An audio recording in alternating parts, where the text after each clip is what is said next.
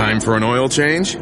Head to Jiffy Lube. We've got you covered. We've also got you covered when it comes to oil changes, thanks to Pennzoil Synthetic Motor Oil, getting you back on the road in a jiffy. Jiffy Lube. Leave worry behind. All right, guys, only 20 days till the draft. So many questions to be answered today. We're going to discuss 20 major storylines leading up to day one. 20 days, 20 storylines. Let's go. Plus, former Wyoming quarterback Josh Allen spotted at the Masters today. Our Marty Smith nabbed the one-on-one interview. Also, Bears head coach Matt Nagy joins NFL Live. Hello, everybody. Happy Friday. It is snowing here in Bristol, Connecticut. I hope it is not snowing. I thought we had an agreement to not talk about that. I know. Let's just out of sight, out of mind at this point. We're inside, fortunately for us. And also, fortunately for us, 7-time Pro Bowler and Super Bowl champ, our guest, Dwight Freeney, back in studio with us. Welcome back. Yeah, still here. You just brushed that off your shoulders? You reside in Florida, so sorry about the snow here, but you know about that because you're from Connecticut. I'm from here. There's no golf for me, unfortunately. It's all right. We got the Masters over on ESPN for you, so you can keep an eye on that. Absolutely, got to. Meantime, insider Josina Anderson always keeping an eye on everything in the NFL, and of course, reporter Field Yates. I'm Diana Rossini. The workouts, guys, the meetings, the plannings, all going down as we prepare for the draft in less than 3 weeks. So let's take you through the major topics and begin with number one, really, which is which players will actually attend the draft in Texas on April 27th. So here's the list, right? So we're going to hear from that guy, quarterback Josh Allen, in a bit. Sam Darnold should be there, Josh Rosen, Lamar Jackson, all expected. Saquon Barkley as well. Oklahoma quarterback Baker Mayfield not planning on attending. So a little reminder here, in case you haven't heard, top of the draft. This is what it looks like at this point. The Browns sitting at number 1. They've also got that number 4 overall pick. Giants at number 2, followed by the Jets. Of course, they traded with the Colts to move up to that number 3 spot. And rounding out the top 6, the Broncos at 5 and the Colts at 6. So perhaps one of the biggest questions headed into the draft. New GM John Dorsey has a really big decision to make, and that's what to do with that number 1 overall pick. So, Field, I want to begin with you. What are you hearing? I'll say, Diana, I could tell you what I think they should do, but I'll just pass along what I think the overwhelming sentiment within the NFL is, which is that the Browns are going to take a quarterback with the first overall pick in the draft. No major surprise there. The major surprise would be if it was not a quarterback. So then it comes down to this. Which quarterback will it be? And we have this core 4 of quarterbacks that we've all discussed at the top of the draft. And then most specifically, we've heard both Sam Darnold and Josh Allen linked to the Cleveland Browns.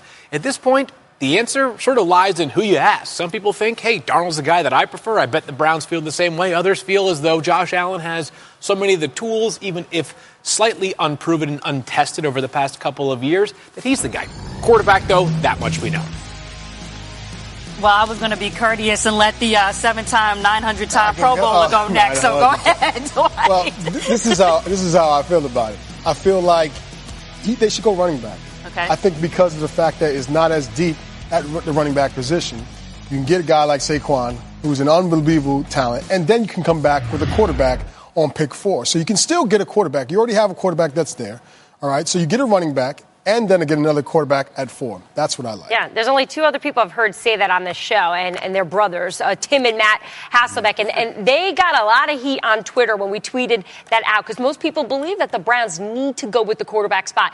Joe, what are you hearing in terms of what the Browns are thinking headed into the draft here? Well, I was actually just talking to a Brown source last night, and I got the distinct sentiment that they're still trying to figure it out. Matter of fact, I was told that they're considering bringing in Lamar Jackson for a visit, despite the fact that, you know, there's just some internal feelings about how he's handled not having an agent and how the whole thing went down at the Combine, which is what we talked about this morning. But I feel like they have to go quarterback simply because once you passed up on Deshaun Watson and once you passed up on Carson Wentz, I don't think you can go into a third year where if one of those 4 quarterbacks that we're talking about actually does well, they're going to be like, man, the Browns did it again. So simply because of that back narrative that can come after the fact, I feel like that weighs so heavily on this franchise. Yeah, and just think overall, guys, the Browns could have 2 of the top 5 best players in the draft over the last two seasons. Can they get it right this time? They can still get a quarterback at 4. I don't understand why they can't. It's a deep quarterback draft. There's a lot of guys they can pick. They can get the running back at 1. Got to get quarterback first, and then Saquon may not be there at 4. Mm-hmm. I don't think they need the quarterback at 1. I don't know. All right, meantime, we got the New York Giants, right? They finished at 3-13. They've got the new GM, new head coach here. What are they going to do at the number 2 selection? First, though, before we talk about what they're going to do, Dwight, in terms of the quarterback spot there, do you still think Eli's the guy there in New York? Absolutely. I mean, I think he has the most experience. I mean, experience counts for more or double in the NFL. He can make every throw still. The thing is, they give him a hard time because he didn't have a great year last year. But guess what? If you don't have no offensive line to block for you, I don't care what quarterback you have, they're going to play bad. They're going to be horrible. So I feel like if the running back is still there, Saquon, get Saquon at 2 if he's still there. If not, figure out a way to protect Eli. Get somebody, a lineman, to protect his blind side and worry about the quarterback later on. Eli can still make every throw. He has 2 rings. He has a great core around him. He can still do his thing. Josina, in terms of how the Giants plan for Odell Beckham Jr. to impact this draft, what are you hearing out of New York? Well, first of all, that's like 2 separate things. And I want to answer what you're saying first, and then I get back to that, too. Mm-hmm. But as far as Odell, I still believe that, I was there the day that Mara said that he wants Odell to be a Giant for life. And I feel like Mr. Mara's character and integrity comes out when he speaks, and he's also a businessman. And we know what Odell ultimately does for his business sales, merchandise-wise, in terms of having butts in the actual seats. So I still would remain very surprised if when push comes to shove and Gettleman and all those people in the front office go to Mr. Mayor and say, are you really going to do this? I don't see him saying yes, and not to mention that they're asking for 300 first-round picks and a bag of potato chips, which makes it impossible. And then getting back to your point, which I have to do real quick if you don't mind, you were talking about how you still feel like Eli is the guy in New York. And sometimes you get in an argument with your girl, you have to bring out the notepad because you have to bring out the stats. So I just wanted to say this, okay? He completed 25.4% of his passes, 20-plus yards or beyond, okay? That was 35th out of 37 over the last 2 years. He ranked 26th, completing 41% when he was under pressure, okay? That was 37 again out of 37. And then his QBR going from 61, 58, 46, 44 over the last 4 years, and his yards per attempt going down each of those 4 years again. Eli has not, bottom line is, breaking news, he has not been performing well the last 2 years, Dwight, at all. And it is time to move on. You cannot wait for the trained wheels to fall off the tracks or whatever I'm trying to say. We know what you meant. When you're running for your life on every play or every other play, it makes it very hard to complete passes. It messes up the whole entire game. So I know that from a defensive end and pressure standpoint. Yes. If you can get pressure on the quarterback, it makes his job so much harder. Throwing off his back leg, it may not translate into the hurries or what have you because it may not have been a blitz or whatever it was. But understand is if you have no confidence in your offensive line, then guess what? The play calling changes. All of a sudden, you can't call the same plays because all of a sudden you have no protection, so you can't go down the field. But you need to because it's third and 10.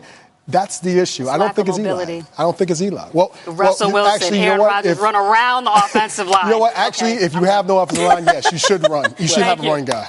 Another way to expose an offensive line that's poor is to have a great pass rush. Yeah. And we know that Jason Pierre-Paul was traded earlier this offseason to Tampa Bay.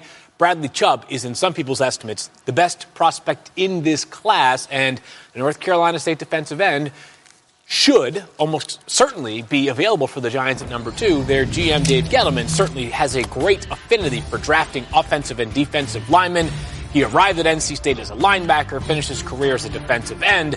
He can do it all. I mean, like Dwight, you can win with power, you can win with quickness, you can win with speed. He can do it all, the kind of guy that can be a cornerstone. I love that. So what have we decided, though, in terms of what they're going to do with this number 2 spot? What's the call? They need to get a quarterback because it is time to move on from Eli. You do not wait until Eli is done with everything before you move on. I've said it on the show many times. Baker Baker because I like the mobility. I think he would pair well with Odell Beckham Jr. And just to clarify something on the Giants offensive line, they actually ranked 6th in pressure rate last season with the 22.3 pressure rate. So as much as people talked about the Giants offensive line, they actually performed better than they were given credit for with Eric Flowers on the left, although I do think he should go to the right-hand side. I'm just saying. I'm sorry, I've got a couple things I wanted to say about the Giants. Okay. Mike, we'll get back to you on it. But guys, the Giants, they picked second one time in team history, and they drafted Lawrence Taylor. That was back in 1981, and that worked out, you know. Okay. All right, meantime, guys, let's keep this going. The Denver Broncos with the number 3 pick in March. Of course, they signed free agent Case Keenum to a 2-year deal to replace Trevor Siemian as their starter. So going back to the quarterback conversation here, Justine, I want to go back to you. Do you think that they should draft a quarterback? Do I think that the Broncos should draft a quarterback? That's a great question for them just because I actually covered a lot of Minnesota Vikings games, and I feel like I had a great up-close and, personal look at how he was performing. And I was very impressed in terms of how he did against very stout competition, like the Panthers and what have you. And I actually, and also the Packers, and I actually believe in Case Keenum now that his confidence has risen. He's had that experience. I'm actually quite shocked that Minnesota got rid of him. I don't think that they should have done that because I always underline the importance of chemistry. And I think that they broke that up in order to get some guy that they just played 100, billion guaranteed. So did I exaggerate there? A little bit. So I think they do not need to get a quarterback. I wouldn't be surprised if they looked at a second option at running back, depending on how high Saquon Barkley goes. Right. Do you have confidence in Case Keenum just as much as Rosina does? Well, put it this way. I think that you have to have a bigger body of work to just say that he's the guy. Okay, I think he had a great year last year, but now he's going into a new system. Right? You don't know how that's going to work out for him.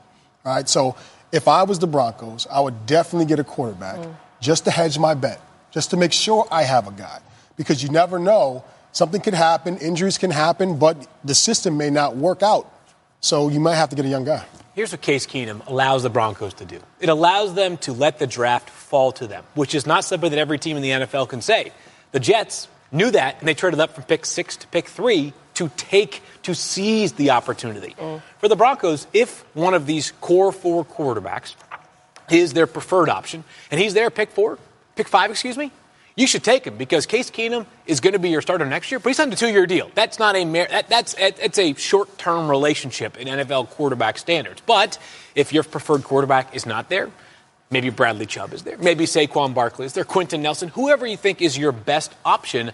Again, not to be deferential and sort of toe the line here, but the Broncos can allow the draft to fall to them, whereas other teams who need a quarterback, like the Buffalo Bills as well, they may have to aggressively make their move and use a bunch of draft picks to get there in the process. Yeah, well, they certainly need to improve at that position. The Browns quarterbacks have thrown more interceptions than the Denver quarterbacks last season. Well, at least only the Browns have. So they certainly need to improve there. Meantime, we actually have some news here in NFL Live. The Patriots are signing former Bills wide receiver Jordan Matthews to a 1-year deal, a source told our Adam Schefter. It's a boost to a New England receiving corps that lost Brandon Cooks to a trade this week. Danny Amendola to free agency. He's, of course, with the Miami Dolphins now. The 25-year-old played in 10 games for the Bills this past season. So this brings up the topic of the New England Patriots, right? So Belichick could, for the first time in his coaching tenure, select players with his 2 first-round picks and 2 second-round picks. So what do the Patriots do, guys, with their first 2 rounders? Phil, I want to start with you. What are you hearing in terms of what they're going to do there? A lot of speculation, and others can certainly feel this way. I do believe that the Patriots, after making just 4 draft picks last year, 4, and 2 of them were third-round picks. Those are their first 2 who neither one of them even played a snap last season. If these 4 picks allow them to replenish the youth of their roster, which not that they have a roster that is simply made up of veteran players, but the best way to build rosters in the NFL now, given the way that the pay scale works, is to have rookies on their first 4-year contracts. It's just the way that teams are able to find value and then dip their toe into free agency. So having 4 picks in the top 63 allows the Patriots to potentially find 4 starters that for at least 4 seasons are at a very manageable price point. When you got good players on the roster like Tom Brady and Gronk and others who are going to need to be paid or already paid, you have to find ways to balance that. And that's a good example of a way to do it. There's a lot of talk that the Patriots are going to draft a quarterback. It's something Bill Belichick has never done in his coaching tenure. He has never taken a quarterback in the first round. But at this point, Dwight, do you think that's the next move the Patriots need to make? Definitely not.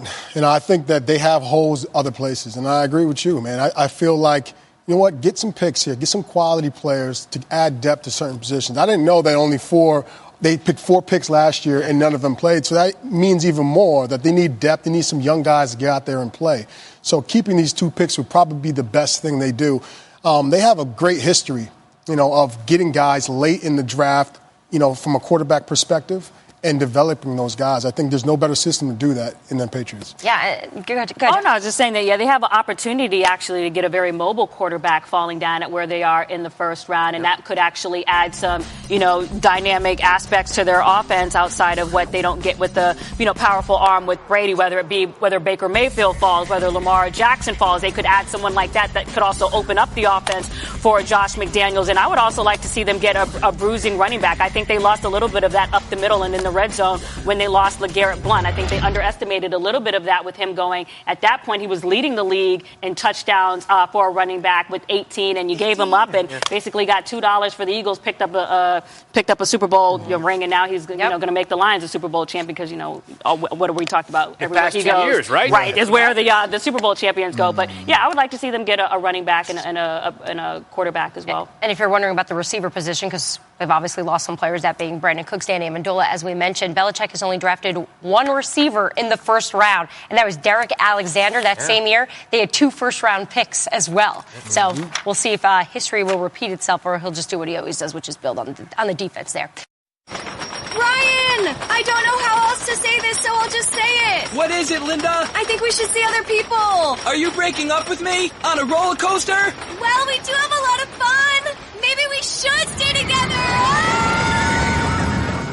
An emotional roller coaster? Surprising. What's not surprising? How much you could save by switching to Geico. I just need a little me time. Geico. 15 minutes could save you 15% or more. Back here on NFL Live, good time of year to get to Southern California for the weather, but it's also a good time to see Sam Darnold, the quarterback, through for a second time at his USC Pro Day workout. Darnold, who was in Cleveland on Wednesday visiting with the Browns, switched his flight back to work out with his Trojan running back, Ronald Jones. Jones said yesterday, he's always been the man. Good teammate there, through and through. So the big question is, where will Darnold fall in the draft? We've got 20 days left, and here on NFL Live, we are taking you through 20 major storylines to watch. So let's stay here, guys, and talk a little bit more about this quarterback. And he seems to be liked by so many coaches and teammates that you hear around the league. So let's discuss him actually fitting in the locker room. Josina, I want to start with you. What are you hearing about Darnold? Well, it's interesting because I feel like I always get a sense of guys when I interview them at the Combine. And I just got a better vibe off of Josh Allen and Baker Mayfield. I mean, I know I talk about him all the time, but I loved his confidence. Josh Allen was just so welcoming and open. And when I interviewed Darnold, he was just a little bit of a colder vibe, a little bit more standoffish. And so even though I hear this story about him being a great teammate, I just wonder if he faces a little bit of adversity, how that vibe would carry off in a locker room of men. Well, playing well obviously solves it all. Darnold completed 65% of his throws over the last 2 years at USC. So let's move on to another quarterback that lots of people have their eyes on. That's Josh Allen, and he can provide for an NFL team an overwhelming physical presence. 6'5", 237 pounds. He's got big hands. That one blemish, a career completion percentage of 56%, well under the level considered acceptable for prospects coming out of college. Our Marty Smith, he caught up with Allen earlier today at the Masters. Thanks, guys. Here with former Wyoming Cowboy, quarterback Josh Allen. We're going to get to the football in a minute. Okay. We're at Augusta National, so we're going to start with golf. Your first time here, right? First time at the Masters, yes, sir. It's a long way from Laramie. It is. How would you describe this experience? I mean, it's kind of something you can't really put into words your first time. You know, I was able to do some cool things yesterday, some things that a lot of people aren't able to do. Coming out here, spending time with really great people, obviously yourself, and then getting to see these guys play this great game of golf, man, just the flight of the ball and what they can do with that thing, and it's just a special feeling out here. Our draft guy, Mel Kiper, has you number 1 on the board right now. Okay. All right? Tell us why he's right. I mean, I think that, I'm a really competitive guy, and I think wherever I go, I'm going to give everything to that team. So it doesn't matter where you go. I think that people kind of get lost in the draft process, and they see the draft as the end line, and where, I definitely see it as the starting line. It's not where you get drafted, it's what you do after you get drafted. So wherever I go, I'm going to give them everything and work as hard as I can to help that team win. What's been the most surprising part of the draft process so far for you? Most surprising? I don't know. I think that with the agency that I went with, the quarterback coach and the trainer that I have, we went over everything. And throughout the combine, the Senior Bowl, the interviews, I think we prepared ourselves pretty well. I've had a lot of help along the way. Obviously, my family's been right behind me, supporting me the whole way. So I just think that I've been blessed to be around the people that I am. Last thing, how far can you really throw it? Like if you just wind up and let it eat, how far is that thing sailing? See those mountains over there? Uncle Rico. Uncle Rico's in the house. Good luck, brother. So we much. appreciate your time. Guys. Thanks, Marty. I wonder how far those mountains were from where they were standing. 88 yards. Oh, yeah, precisely. Right? 88 yards. What stood out, though, in that interview is how long the process is for these guys as they get ready for the draft. What is that like as you're leading up to that day? It's tough. It honestly is. I mean, you got so many people in your ear. You have so much anxiety. You want to just get over with so you can go back to playing football. Yeah, you want to go out there and just watch the Masters and Absolutely. relax, right? I support that 100%. Yeah, we know you do. Absolutely. Phil, we're talking about his poor completion percentage here, but do you think that this is going to really hurt him when it comes to his stock in the draft? No, I don't think so, Diane. He's going to go in the first probably 3 picks. That's probably his floor, the Jets at pick 3. But he is a classic case of the golden rule of scouting. You draft traits, not production. And NFL teams have to decipher why that completion percentage was low. Contextualize it. Poor offensive line play. Inexperienced wide receivers. Or is it an inaccuracy issue that he has? If that were the case, we wouldn't be talking about him this high in the draft. I think NFL teams believe that the inaccuracy of the completion percentage was more derivative of many other factors than Josh Allen's arm talent alone. This guy has got so many tools, very toolsy type player. And he's been working on it, too. I mean, I talked to him at the Combine about the low percentage. It was like 56, 59, whatever it was last year. And he said he specifically wanted to show that, at the pro day that he can be accurate while moving his feet. And you see that's what they were trying to highlight there in that video that we were just watching coming into this. And I just love his personality. He reminds me of Carson Wentz when I interviewed him. He has that type of just effervescence and openness when you speak to him. He brings you in. Mm-hmm. Mm-hmm. A little different than Sam Darnold as we started. Just a little different at this point. All right, guys. As you know, the NFL Draft is right here on ESPN for the 39th straight year. It'll come to you from AT&T Stadium in Arlington, Texas, April 26th to the 28th. Trey Wingo hosting the show alongside Mel Kiper Jr., Louis Riddick, and Kirk Herbstreit. There could be plenty of surprises with this stellar class. Nobody covers the NFL Draft like we do. All 3 days, also streaming live on the ESPN app.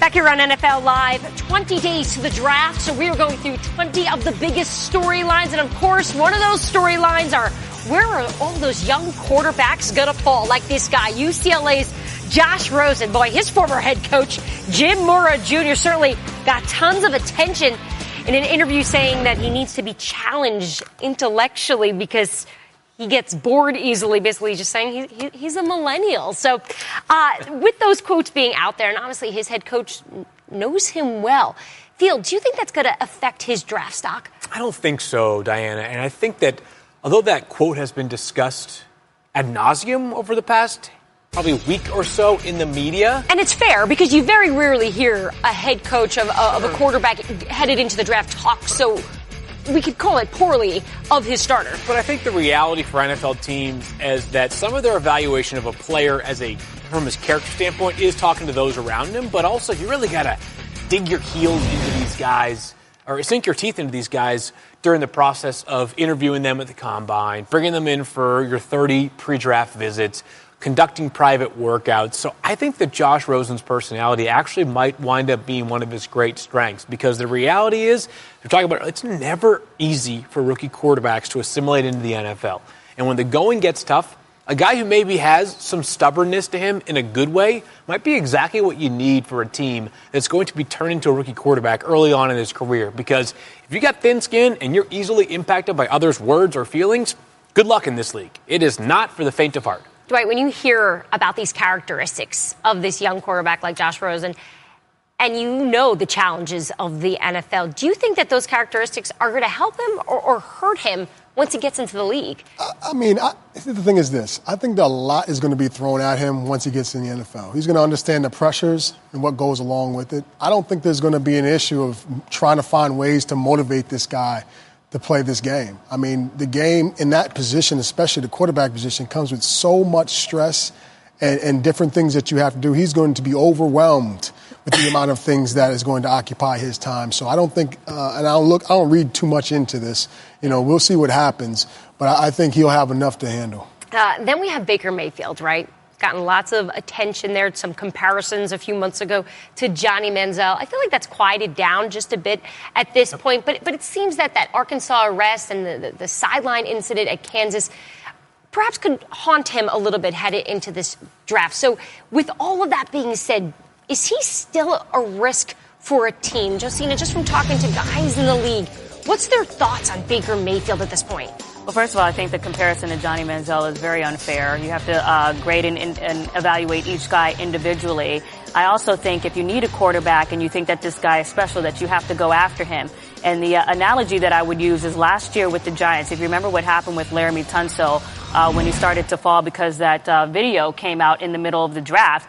And the Giants absolutely needed an offensive lineman. And not saying that anything that Baker Mayfield has gone through was similar to that. But the point is this, is that if that's what you need, go after what you need, because that very well could have, changed what happened with the front office this year.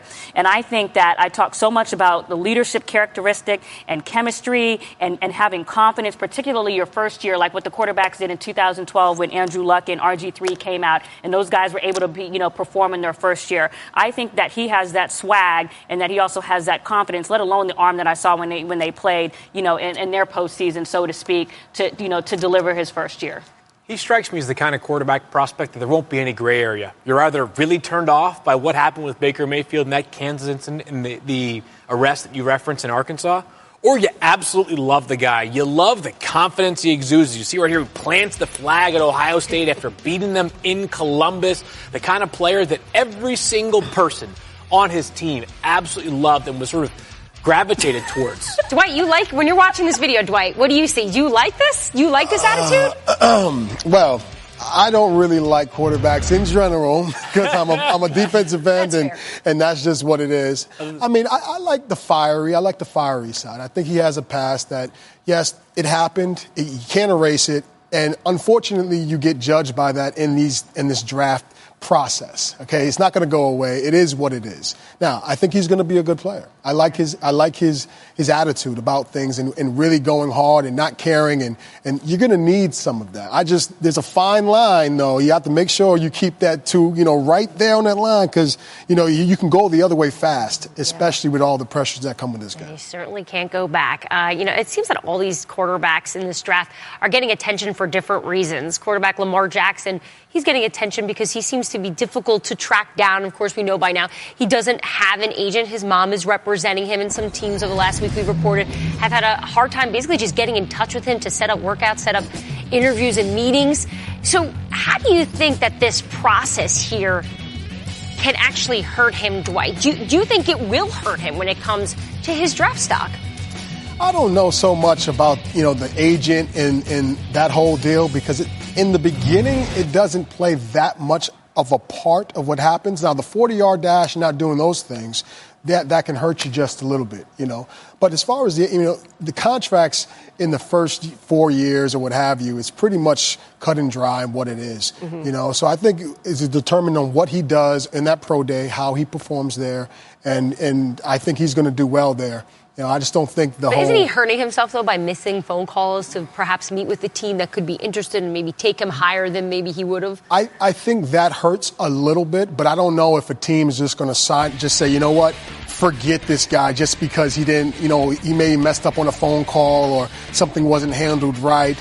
I think if he's that guy for that particular team, then that team is going to still take that chance and go ahead and get this guy, because he is an unbelievable talent, as you can see, and it doesn't come around often. I talked to a head coach last night who basically told me that he feels like Lamar Jackson has, alienated some folks in the NFL by simply not having a traditional agent and representing himself and having his mom, somewhat help and manage him on the side. But at the same time, they talked about, listen, we still want to try to get this guy in. I talked to another head coach who said he's still in the mix. We think he's productive. They still want to get him in. So to underline your point, if they want him, they'll still find him. However, there is truth that there has been turnoff to the fact of how it's been handled. Yeah. In terms of where you think he'll land quickly, Felix? I think he goes in the first half of the first round because teams need quarterbacks. They're desperate for quarterbacks. We always see them get pushed up towards pick number 1. Yep. It's never too early to get ready for your fantasy drafts. Matthew Berry released his post-free agency love-hate fantasy picks, and he joins us live here on the show along with Field Yates to help us out here. I know this guy. Yeah. I love the podcast. We spent a day or two together. Just one. Yeah, I spent a lot of time together. A little too much, I would say. But all good. You guys have all the knowledge when it comes to fantasy. So, running backs. I want to begin with who you love right now. Yeah, in terms of who improved their value because of free agency moves. And I think you have to start with Jerick McKinnon. You saw Kyle Shanahan there in the tape. And that is a great place to land if you're Jerick McKinnon. Normally, just a change of pace guy. Got a chance with the injury to Dalvin Cook last year to get some love. 6 games last year with 15 or more touches. Averaged over 19 fantasy points per game. Now he goes to San Francisco. Kyle Shanahan in his last 3 years, either in Atlanta or in San Francisco, his running backs, top 8 in running back receptions, top 5 in running back receiving yards. So I think McKinnon's going to be a top 10 player in PPR. Who would have thought Jerick McKinnon would be a top 5 running back in terms of pay at this time last offseason? Yeah, so he'll be a trendy sleeper as well. Another guy that I really like, Jay Ajayi. With LeGarrette Blount moving on out of Philadelphia, 181 touches are now available in the Philadelphia Eagles backfield. Jay Ajayi becomes the lead running back on one of the best offenses in football behind one of the best offensive lines. You'll see some Corey Clement and Wendell Smallwood, but I think Ajayi will earn the draft position that he had last year, this year in Philadelphia. So value up for Ajayi. Value down in terms of guys that maybe running backs you're not that fond of right now at this point. Yeah, I don't know that it's necessarily not fond of, but it's just people whose value lessened because of the moves that happened in free agency. And I'll say LaShawn McCoy takes a hit. Now, he's still going to be one of the first running backs drafted in fantasy, as well he should be. But unfortunately, with no Tyrod Taylor, I don't think people are going to realize the effect Tyrod Taylor had on the ability of LaShawn McCoy to get in space, the mobility of Tyrod Taylor. Look, whether it's A.J. McCarron or Nathan Peterman, that is a downgrade from Tyrod Taylor. The addition of Chris Ivory also tells me they want to lessen the amount of touches that McCoy has. That's not great for fantasy. How about the Dolphins running back? As great as Kenyon Drake was towards the end of last year, and he was a rock star, he had only 2 games with more than 16 carries. Now, Drake is a big play guy. He doesn't need a ton of touches, but the fact of the matter is Frank Gore going from being the lead back in Indianapolis to being a complimentary back in Miami. Fantasy value down for both guys. I think you'll see a little bit more of a committee in Miami, unfortunately. This is a great stat on Frank Gore. Frank Gore has had at least 5 carries in every single game over the last 7 years. Yeah. I mean, that's unbelievable. I call that productive. Yeah, he's incredibly steady, and I agree with both of your takes there on players that are down a little bit, just because it's the draft show and some flavor here. I think backfields that could be solved in the draft starts with the Tampa Bay Buccaneers. I mean, look at how barren their depth chart is right now. If Saquon Barkley gets to pick 7, I will, for GM Jason Light, I will rush the card to the table and submit Saquon Barkley to Tampa Bay. The Browns could take Saquon Barkley as well, which could upgrade their backfield. I think the Giants also need to add one more back to their backfield because Jonathan Stewart is tried and true. He's steady, he's reliable, but he's not the kind of guy that I want as the centerpiece of my backfield for the next 5 years. He's a fine Band-Aid for one season and obviously familiar with GM Dave Gettleman. I'll also add the Washington Redskins there. They love Chris Thompson as a third down back, but I think they're looking to improve on Samaje Perine and Rob Kelly from last year. I wouldn't be surprised if they get a running back in one of the first couple of days. We addressed the running back spot. The receiving corps, wide receivers right now. Which receiver right now's value's up since the end of free agency?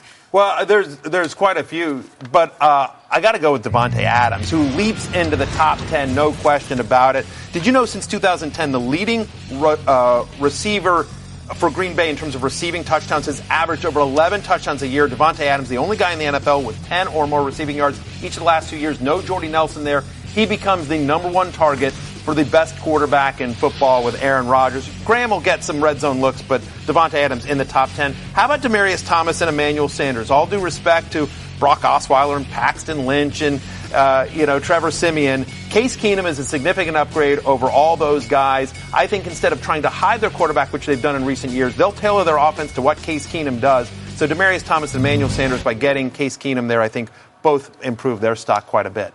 Yeah, can't disagree with that. And just the steady in the quarterback spot, plus an improved offensive line and running game in Denver, that offense could actually be a little bit less chemically imbalanced compared to the defense where it's been over the past couple of seasons. All right, stock up on them. Stock down on who? Yeah, well, let's start with Jordy Nelson. We just talked about that. You can't underestimate the connection that Jordy Nelson and Aaron Rodgers had together. Last year, with Aaron Rodgers under center, Jordy Nelson only 11.65 yards per catch. That's his lowest rate since he was a rookie. But his fantasy value came from the scoring and the connection they had in the red zone. But now moving to Oakland, where Amari Cooper is going to be the clear number one, seems like John Gruden wants to run the ball even more.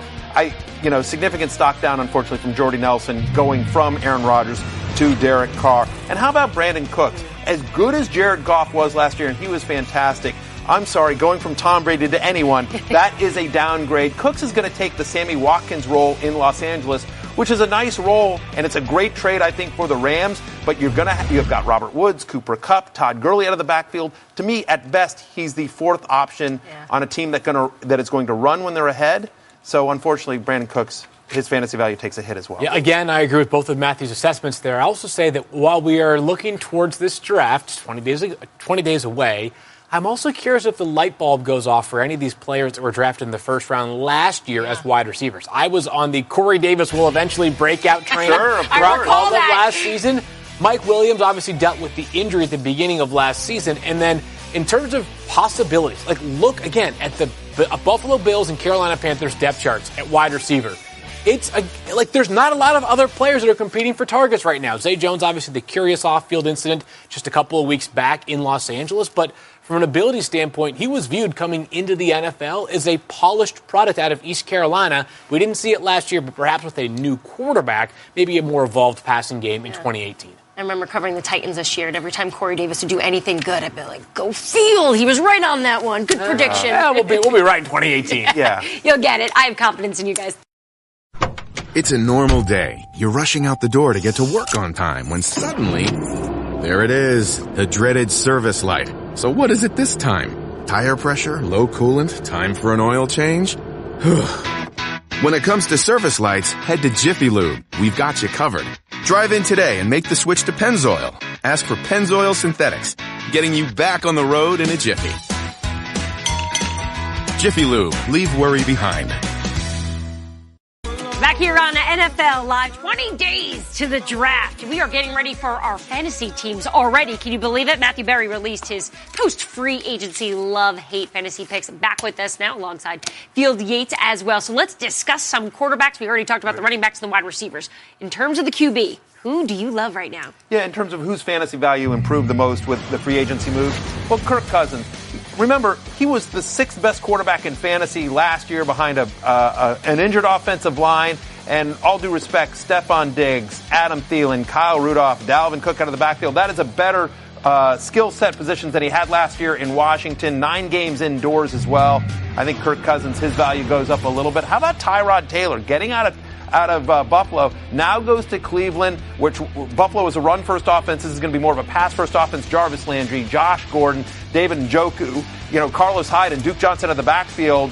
The only issue with Taylor is, does he lose his job at some point if Cleveland goes quarterback early in the draft, as many expect? But his value is certainly up. And how about Mitch Trubisky? We heard you, Diana, talking with Coach Nagy earlier in the show, talking about all those weapons, Allen Robinson, Taylor Gabriel, Trey Burton. I think you'll see a lot more Tariq Cohen this year in Nagy's offense as well. So Trubisky, who's a lot more mobile than people realize, gets some fantasy points with his legs as well, and a fantasy-friendly offense that Nagy will bring over from Kansas City. Speaking of Kansas City, how about Pat Mahomes? Obviously, his fantasy value goes up. He's a starter now. Yeah. Alex Smith now in Washington, which as a Redskins fan I'm excited about. But Pat Mahomes with a big cannon of an arm, also a mobile quarterback, obviously Tyreek Hill, Travis Kelce, Kareem Hunt, get Spencer Ware back as well. There's a lot of nice weapons there for Mahomes, who quarterbacks in an Andy Reid system put up numbers. You know, when the Chiefs traded Alex Smith, I think a lot of people, myself included, thought, oh, maybe they're sort of recalibrating and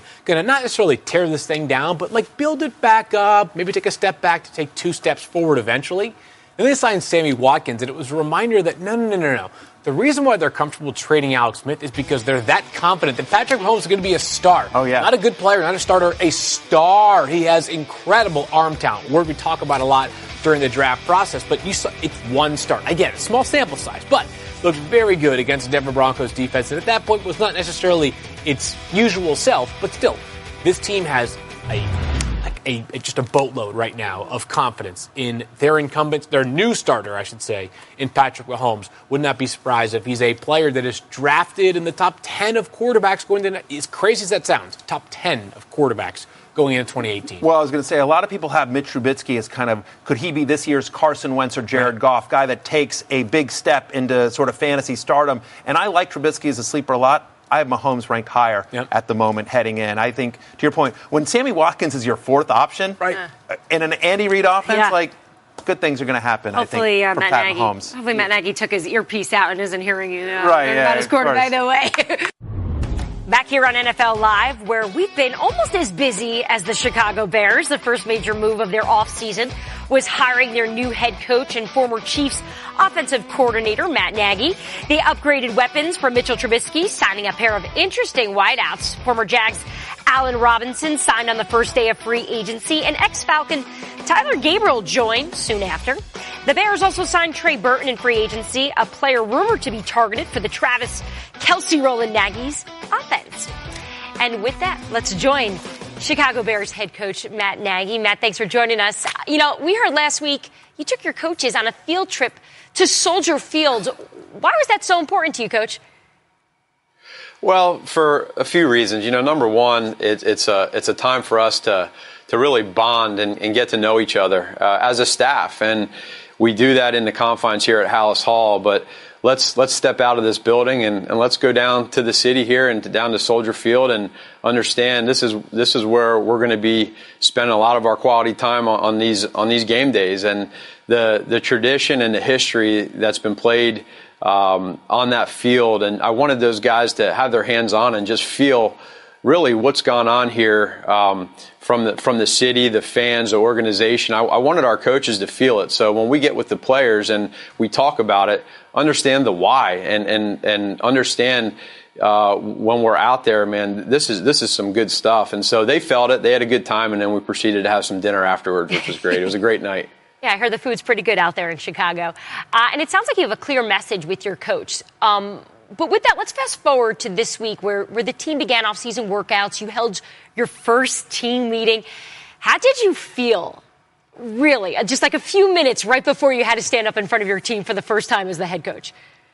Yeah, so it was really cool just standing outside when they were all sitting in the room ready. And as you walk down the aisle there, it just kind of gets a little bit quiet. And there's that first initial moment of, okay, you know all eyes are on you, and you know the players are ready to hear what the message is going to be. And for about a long 3 seconds, I was able to just kind of pinch myself and say this is real, but then focus back in and tell the guys, here we are. This is what we've waited for. There's been a lot of time and energy put into bringing everybody that's in that room together, and that was day one. And so we just kind of portrayed the message to them of the culture that we want to build and how it's going to be done. And we're not going to use lip service and talk about it. It's going to be a journey, and it's not going to happen overnight.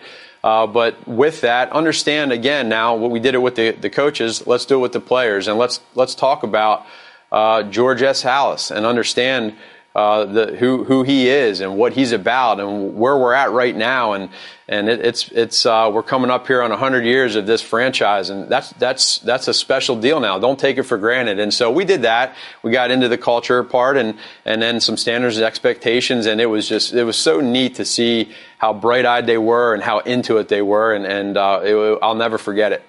Well, Coach, sounds like the hard part is over. You stood in front of them. You got your message out.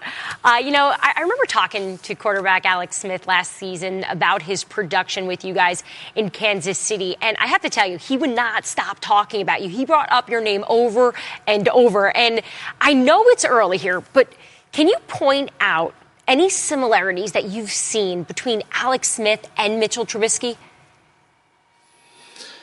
Driven, completely driven, competitive. Guys that hate to lose and want to win more than anybody. And they don't just talk about it, they show it by their actions. And Alex wasn't a vocal leader. Everyone has different ways of leading. But he's somebody that I learned from as a coach. How not only can you play the game and how serious you take the game, but how we as coaches can become better coaches. And so there's a commitment level, and he does it his way. He didn't try to do it any other way. And just from the last couple of days of seeing Mitch, matter of fact, just 45 minutes ago, I had to just walk down the hallway and listen to all the position coaches teaching this offense to these guys, and it was just music to my ears. It's excitement to hear what's going on, and I just, of course, went to the quarterback room, knocked on the door, and there's Coach Ragone in there just quizzing the quarterbacks and going over different parts of shallow cross and the staples of this offense. And there they are, just on the board, writing it up on the board, and he's listening to them talk back to them. And it does not get any better than that. So I'm really looking forward to seeing what Mitchell does, and I'm going to use everything that I learned through Alex to help him out. All right, well, they were quizzing him. How did Mitchell do there on the quiz there? Did he sound pretty sharp? He was on it. Yeah. It was impressive. So right, well, it was really impressive. You certainly got him plenty of weapons. You guys loaded up on pass catchers this offseason. So real quick here, I'm going to say one of the receivers. You just use a quick word to describe him, all right? So I say Allen Robinson. You say? Very multi-dimensional, can do a lot of different things. I like that you're breaking my rules and just going with as many words as you want, but that's cool. How about Trey Burton? Mismatch. Taylor Gabriel. All around. I like all those. All right, speaking of weapons, wide receiver Kevin White battled a lot of injuries here since he came into the league in 2015. You said that you look at it as a personal challenge to get him to a place where you want him again. Why did you make this a personal goal of yours, Coach? That's why we coach. And it's not always roses for every player that's out there. He was drafted at a high position, and there was a lot of, he had a lot of potential, and he's at a position right now where, things numbers-wise, there hasn't been the production, but that doesn't mean that he can't produce. And so just wanted to make it clear to him and to our coaching staff and to everybody on this team that no matter who you are, you're going to get a fair shot. And so he's a great kid. He wants to do well, and it's our job as coaches to put him in the best situation possible. And as I said before, there's no promises, but we're going to give this kid every chance, and he's going to work hard at it. We can tell already from talking to him. All right, let's talk about this year's draft. We are 20 days away. All show long, we've been talking about the top 20 draft storylines, and of course, we're talking about the Bears and what the plans are. So I'm just going to ask you point blank here. What's the plan for the number 8 pick? Come on. Well, definitely not going to go into what we're going to do, but what I will say is this. Again, for me being a head coach for the first time, we're in the middle of our draft meetings, and so the communication that goes on between our personnel and our coaching staff, for me, is something that I haven't been a part of before as a head coach. So to get to see this put to fruition and to talk through all the different positions and the whys, why does this guy fit? Why doesn't he fit? Is it somebody that we like, somebody that we don't like? And so right now we're going through the offensive side of the ball, and it's really interesting not only listening to the coaches talk about the players on their side, but also listen to the personnel and what they look for and how do we match that together and get it to fit so that come draft day, we're all on the same page. All right. Final question for you, then I'm going to let you go. You're one of 7 active head coaches from that Andy Reid coaching tree, which is an incredible number to think about and to actually show the viewer here. You can see it. We got John Harbaugh, Ron Rivera, Pat Shurmur, Todd Bowles, Doug Peterson, Sean McDermott. So, Coach, which of those coaches are you looking forward to beating the most? Come on, we're putting you on the hot seat here.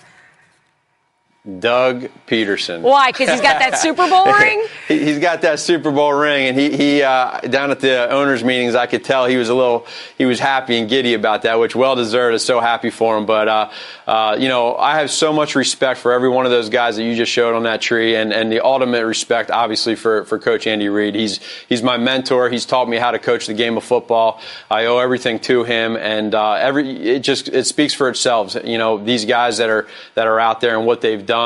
And I've been able to work with most of those guys that you just showed on that list, and I'm very lucky, very fortunate. I owe it all to them. I know Doug Peterson was certainly feeling himself just at the combine. I asked him how many times he watched the Super Bowl at that point. I thought he'd say maybe 2. He said 7 times at that point. So he's certainly excited about that Super Bowl win. Coach, thanks so much for joining the show. I know you and your 4 boys are throwing out the first pitch at the Cubs game against the Braves in a few Saturdays. So good luck, and do not take any advice from the U.S. curling team. Take a look at that video. You're definitely not going to want to do that. But good luck to you guys, and good luck to the Chicago Bears this season. Thanks a lot. I appreciate you having me, Diana. Thank you. Thanks, Coach. Back here on NFL Live, 20 days to the draft, 20 storylines you need to know. Except now, because the Masters is on ESPN, we got a little twist. So we're going to apply some golf terminology. Fortunately for us, Dwight Freeney is here with us. And listen, we know you got a Super Bowl ring, but your new passion is golf, because you've been spending every commercial break here working on your putting, which... It needs a lot of help. It needs a lot of help. I didn't say it. You did there. So, Field, I actually want to begin with the term mulligan, okay? So the Browns, they've had numerous chances to get it right. So what do they need to do? Not overthink things. Take a quarterback number 1 overall. And listen, that's not some sort of hot take or some sort of, new insight. The bottom line is this, it's going to be a quarterback at pick 1 almost assuredly, but it's about evaluating the right players and the right traits. What quarterback are you going to commit yourself to and stay committed to? Last year, they named Deshaun Kaiser the starter, and then they were flirting with pulling him almost right away. Whoever you take, we know Tyrod Taylor is supposed to be the starter for 2018. Develop this quarterback. Make that your priority. Don't make it about starting him right away. Make it about developing him into a polished NFL player. All right. Next word up, hole-in-one, an ace, all right? So, Josina, which player will make an impact regardless of the performance of the rest of the team? Who's going to make that immediate impact? Baker Mayfield. And he even said that at the Combine, if you recall. He said that he would have an immediate impact on the Cleveland Browns if he were drafted by them overall at number 1. And the reason why I say that is because of the impression that he made on me in person. He exudes leadership and confidence. You feel it. It's palpable. And I feel like if I have, that level of years over him and just kind of equating that to the experience that would be in a locker room, I feel like those men would feel it too. And that's why I think that he would have an impact, not just because of his leadership ability and his confidence, but also because of how he plays. This guy has a very big arm, a very accurate arm. I think he underlined that at the Combine when he said, I'm the most accurate quarterback in the draft. And I think that he can do and show that in his rookie year. All right, not to put your golf game down, but we gave you in the rough. They're so often. A familiar feeling. Absolutely. So, Dwight, the question then is, which team needs to get the most out of this draft? I think it's clear. It's Cleveland. Cleveland, has 1 win in 2 years or something like that? Yeah. So, clearly they need the most help. They can add depth in so many different positions. Offensive line, you have receivers, you have quarterback, you have so many places that you can just keep picking guys, and hopefully we can find a combination that works. You think this is the year they get it, though, Dwight? Do you think they can finally turn it around? Not yet. Not yet. It takes time. It takes time to build a great foundation and build your team's confidence and momentum. So it's going to take a couple years, but this could be a great start. All right, finally, on the fringe field, which team is just so close, just a pick away from being an improved team? The Los Angeles Chargers, who found a way to lose games last year at the beginning of the season. Their kicking woes cost them 2 games at the very outset of the 2017 regular season. You look at where they finished in the standings, and they were a competent kicker away from being in the playoffs. But the offensive line was rebuilt. That's solid. The defense has a potentially all-pro level duo of cornerbacks in Casey Hayward and Jason Verrett. If Verrett is fully recovered this offseason, and they can rush the passer. Joey Bosa, Melvin Ingram, as Dwight noted yesterday, they're one of the best pass rushing duos in the NFL. And, of course, you've got the quarterback in Phillip Rivers. All right, finally, this Saturday at the Masters is, of course, moving day. That's when we really see how it all pans out. So, Joe, I want to ask you, in terms of the draft, which team is most likely to trade up for a quarterback? I would say the Buffalo Bills. I think they made the move and the trade to get the assets in order to do that, particularly when you see them give up Tyrod Taylor. We all saw how Nathan Peterman performed when he came in. The decision to do that against the Chargers, we'll never know that, and the 5 interceptions that he had in the first half. And then I'm not even sure that the quarterback that they acquired really makes them, even that much better than what they had with Tyrod Taylor. So to me, I think that they made this transaction in order to move up, to get somebody that the city of Buffalo can actually be excited about and can lead from that position. All eyes need to be on that number 2 pick of the New York Giants. If they're willing to dance, the Buffalo Bills know they got to get ahead of the New York Jets, because the Jets moved up from 6 to 3 with very clear intentions. Yep. Get a quarterback. 3 quarterbacks were drafted, traded up for picks in both of the last 2 first rounds of the NFL draft. I just saved hundreds of dollars by switching to Geico. I feel like a whole new person. Disclaimer, you will not become a whole new person. This is impossible. You might be able to join a gym or diet program, buy a new wardrobe.